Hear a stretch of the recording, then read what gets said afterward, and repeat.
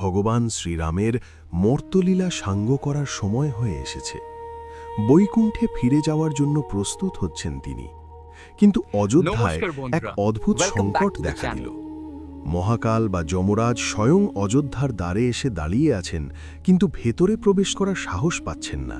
হনুমান প্রতিজ্ঞা করেছেন, যতক্ষণ তিনি আছেন কোনো অশুভ শক্তি বা মৃত্যু তার প্রভুর ধারে কাছেও ঘেঁষতে পারবে না। তাই অযোধ্যার পবিত্র ভূমিতে মৃত্যু থমকে দাঁড়িয়ে রইল। শ্রীরাম সব জানতেন। তিনি বুঝলেন, হনুমানের এই ভক্তি আজ প্রকৃতির অমোঘ নিয়মে বাধা হয়ে দাঁড়িয়েছে। তিনি একটি লীলা করলেন। একদিন রাম দরবারে বসে গল্প করছিলেন। হঠাৎ তার হাতের আঙুল থেকে প্রিয় আংটিটি খসে পড়ল।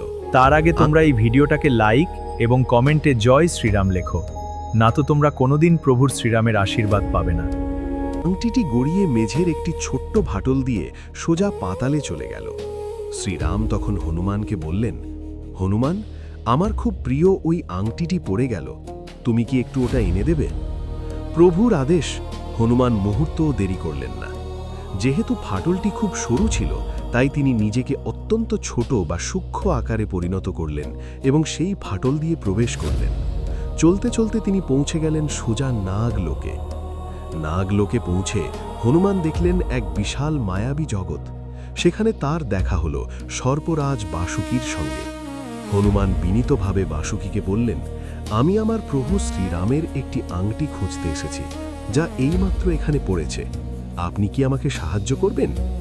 বাসুকী মুচকি হাসলেন। হনুমান অবাক হয়ে দেখলেন, সেখানে হাজার হাজার আংটি পড়ে আছে। আরও আশ্চর্যের বিষয় হল, সেই স্তূপের প্রতিটি আংটি দেখতে হুবহু শ্রীরামের আংটির মতো। হনুমান বিভ্রান্ত হয়ে পড়লেন। তিনি বাসুকীকে জিজ্ঞেস করলেন, এর মধ্যে আমার প্রভুর আংটি কোনটি? তখন বাসুকী গভীর কণ্ঠে উত্তর দিলেন, হে পবনপুত্র, এই স্তূপের প্রতিটি আংটি শ্রীরামের। কালচক্রের নিয়মে সময় ঘুরে ঘুরে আসে। যখনই ত্রেতা যুগে শ্রীরামের মর্ত্যলোক ছাড়ার সময় হয়, তখনই তিনি এভাবেই আংটিটি ফেলে দেন, আর প্রতিবারই একজন হনুমান সেই আংটি খুঁজতে এখানে আসেন। হনুমান স্তব্ধ হয়ে গেলেন। বাসুকী বুঝিয়ে বললেন, যতক্ষণ তুমি আংটি খুঁজতে এখানে আছো, ততক্ষণ যমরাজ অযোধ্যায় প্রবেশ করে শ্রীরামকে নিয়ে যেতে পারবেন। পৃথিবীর নিয়ম হল, যিনি এসেছেন তাকে যেতেই হবে। তোমার ভক্তি যেন সেই নিয়মের বাধা না হয়।